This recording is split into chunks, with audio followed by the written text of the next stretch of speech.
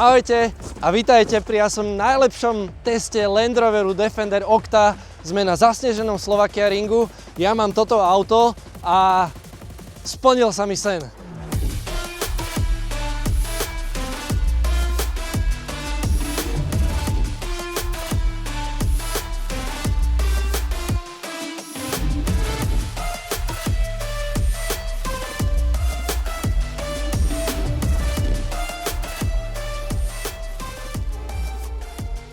Takže poďte so mnou na palubu, ale ešte predtým mi dovolte, aby som vám trošku ukázal niečo o tomto aute, pretože naozaj je o čom rozprávať. Čiže ešte raz vítajte pri teste Land Roveru Defender Octa.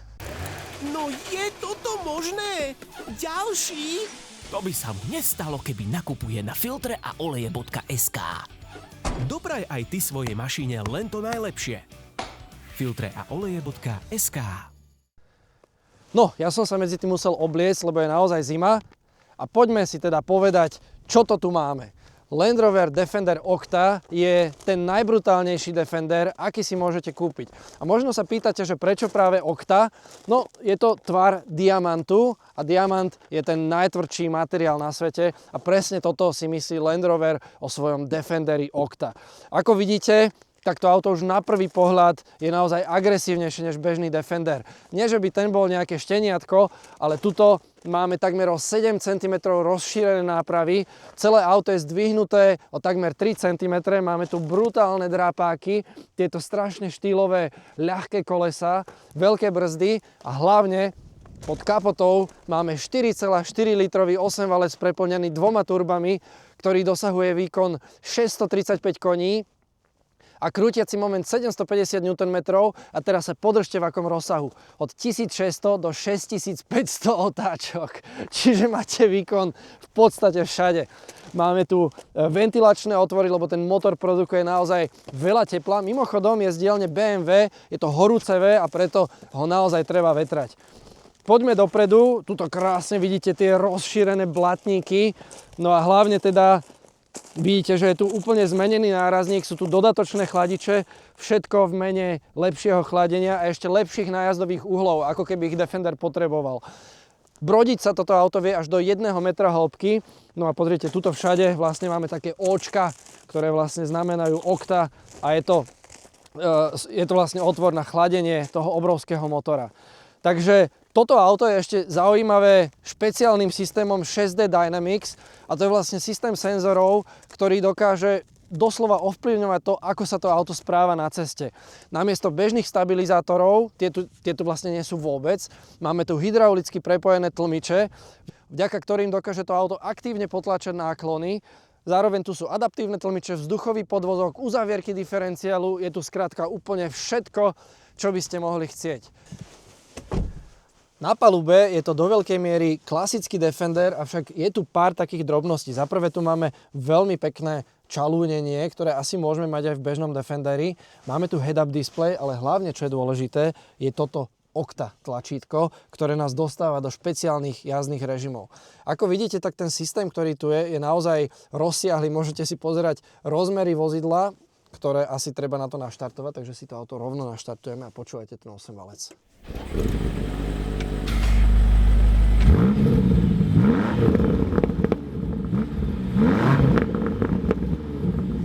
No a tu môžete sledovať všetky dôležité údaje, vrátane rozmerov vášho auta, čo nie je úplne na škodu, pretože toto auto je na výšku takmer 2 metre. Vidíte, že teraz ako je spustené, toto je nástupovacia výška, tak má svetlú výšku 21 cm a bežná jazdná svetlá výška je až 25 cm v režime Octa. Takže toto je taká zaujímavosť. A potom tu môžeme samozrejme sledovať činnosť pohonu všetkých 4 kolies. Môžeme tu sledovať, nakoľko sú uzatvorené diferenciály. Je tu snímanie brodenia, to znamená, že to auto dokáže povedať, že v akom hlbokom ste brode.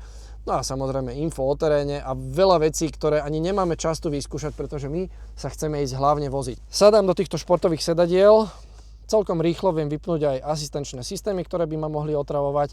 A najdôležitejší detail je, keď podržíte toto tlačítko, pozrite sa. Zčervenali mi aj pádielka pod volantom, cvakli diferenciály, a pre nás je to signál, že by sme sa mali ísť riadne odviesť. Defender je samozrejme nastavený aj na to, že ho budete používať ako expedičné vozidlo, to znamená, že vzadu máme ťažné zariadenie, máme tam zásuvku na 220 V a keď náhodou zaplníte kufor až po strechu, to znamená, že by ste nevideli nič v spätnom zrkadle, nevadí, pretože tu máme digitálne spätné zrkadlo, takto ľahko si ho prepnete a máme kameru a vidíme dozadu, aj keď napraceme to auto naozaj úplne do prasknutia. Samozrejme sú tu aj veľmi masívne ťažné oká, ktoré sú v takom špeciálnom finiši, aby nehrdzaveli, pretože vieme, že ťažné oká sú železné a hrdzavejú, tak túto hrdzavieť nebudú, bude to vždy pekné.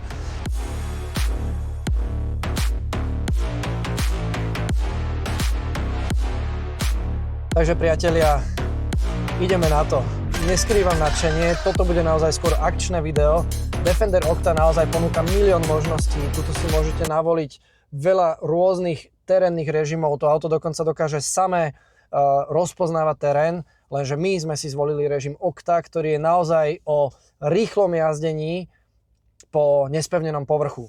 My sme na nespevnenom povrchu, pretože máme sneh, rýchlo jazdiť chceme, takže radím D.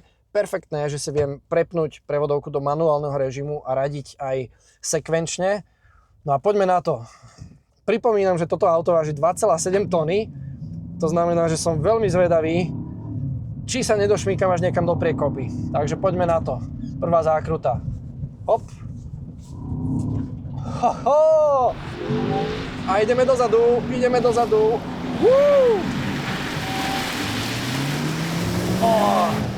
Dobre, tam už bol ľad. A preklapačka. Ježiš, toto je ovládateľné, to je neskutočné. Ešte jedna preklapačka. Hop.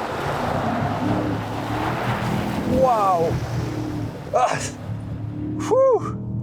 Tak toto je brutál. A ešte, jak to ide aj na tom snehu, na tých drápákoch 140, 50, 60 na snehu a ľade. Dobre, brzdíme. Dobrý cit v brzdovom pedáli, máme tu špeciálne ABS v tomto režime. Skúsime si ho trošku nahodiť do zákruty. Hop a hop. Wow!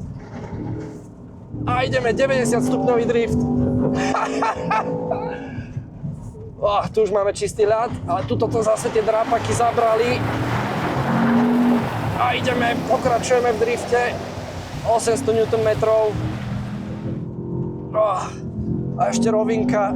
155 km za hodinu bokom na snehu. Wow! A najlepšie, že už tu máme taký trošku zľadovateľný povrch, už tu máme všelijaké hrudy a tomuto autu to vôbec nevadí, pretože máme tu tie poriadne spevnené pneumatiky.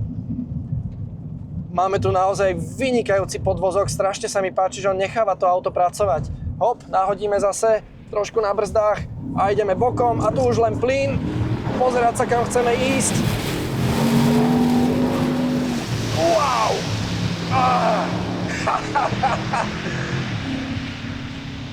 Toto je neuveriteľná kanonáda, toto. Ten motor, aký vydáva zvuk, sranda je, že BMW nevie z tohto auta z tohto motora dostať taký zvuk. Pôjdeme rýchlo aj na rýchlejšiu zákrutu. A prečo nie? 120 km za hodinu. Bokom na Slovakia Ringu v druhej zákrute. Na ľade a snehu. Toto je neuveriteľné. Normálne si myslím, že by som tu dal dobrý čas v týchto podmienkach. Dobre, tuto máme opäť zákrutu, čiže dobrzdíme to, trošku si ho zase rozhodíme. Hop a šup. A ideme. A plyn. A ideme. Toľko k užívateľskej recenzii Land Rover Defender Octa. Tie diferenciály a uzavierky pracujú naozaj úžasne. V podstate vôbec nemusím robiť veľa korekcií volantom. Pozrite sa, ježiš, aj táto zákruta bokom. 120 km za hodinu. Tu si to tiež trošku nahodíme. Šup a hop. Wow. Radíme uprostred zákruty, prečo nie. Tuto máme slimáka. Brzdi. Dobre. Hop. A ideme 90 stupňov, ideme dverami napred, doslova. Stačí držať plyn a to auto svieti mi tu otáčkomer na žlto, keď som blízko maximálnych otáčok.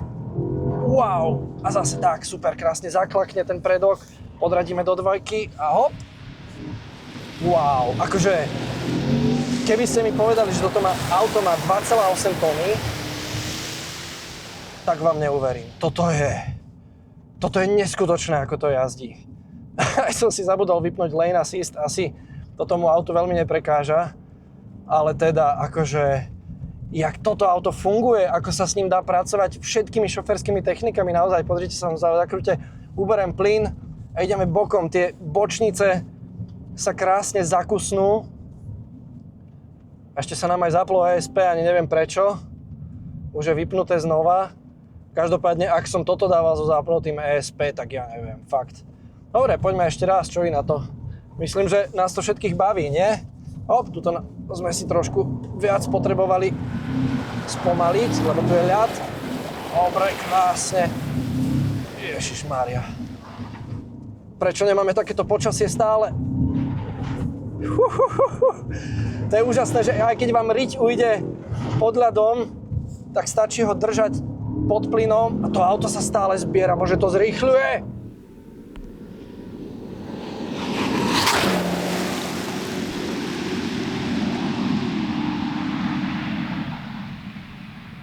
Spočil som sa, ale teda toto sú Vianoce v neskorom januári, toto je neuveriteľné a naozaj teraz máme tu zľadovateľu krustu, toto nie je nejaký dokonalý sneh.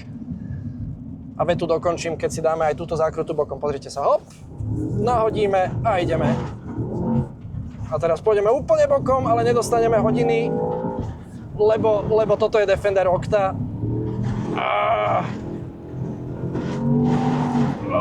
A plný plyn 800 Nm na štvorke hrabeme, aby sme trošku šetrili palivo, pretože potrebujeme dojsť aj domov. Toto je nádhera, pozrite sa teraz tuto na rovinke, iba sa ty takto rozhádžem. Ani som sa nedotkol plynu, pozrite sa, ako sa s tým autom dá pracovať. Šup a dáme otočku úplne a hop, tuto sa dotknem plynu a sme v protismere.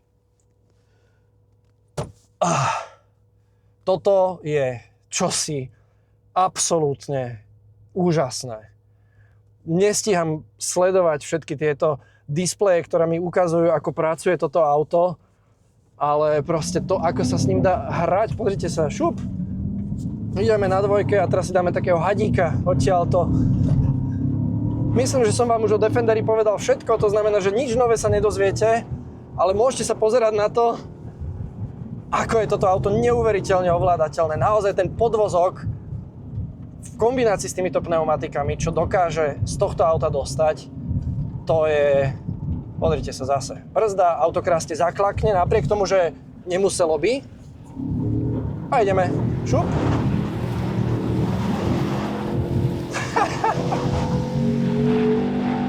Proste... Wow.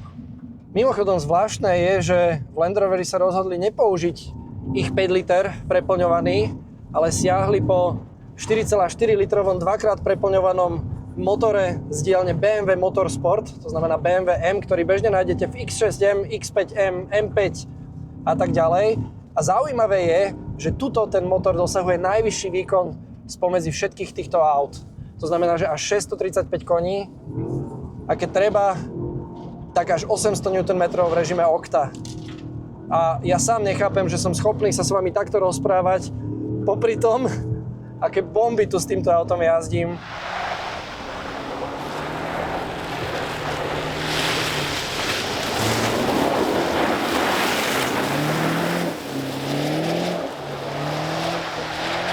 Jednou z významných modifikácií Defenderu Octa je rýchlejšie riadenie, pretože pri týchto manévroch by sa človek uvolantoval, ale tuto naozaj ten prevod je taký rýchly, že v podstate nemusíte dávať ruky z volantu a dá sa to celé zvládnuť. Takže naozaj to auto bolo robené na agilitu pri takejto jazde. Asi toľko. Neviem, čo by som vám k tomuto autu viac povedal, z čoho by ste získali viac informácií, než z toho, čo ste práve videli, že sa tuto na Slovakia Ringu deje. V prvom rade chceme veľmi pekne poďakovať Slovakia Ringu, že nás sem pustili za takýchto špeciálnych podmienok a chcem poďakovať aj tým, ktorí 3 roky vyvíjali verziu Octa, lebo teda vidno, že si na tom dali sakra záležať. To auto nevydá pazvuku, brzdí, zrýchľuje, radí, neprehrieva sa a funguje absolútne fenomenálne. Takže Začali sme tento rok naozaj z hurta, poviem to tak. Takže vám ešte raz ďakujem veľmi pekne a dúfam, že sa opäť niekedy vidíme v takýchto špeciálnych podmienkach a s takýmto nejakým špeciálnym autom. Majte sa fajn a čaute. A mimochodom, na ceste to auto jazdí úplne v pohode a z 0 na 100 zrýchli za 4 sekundy.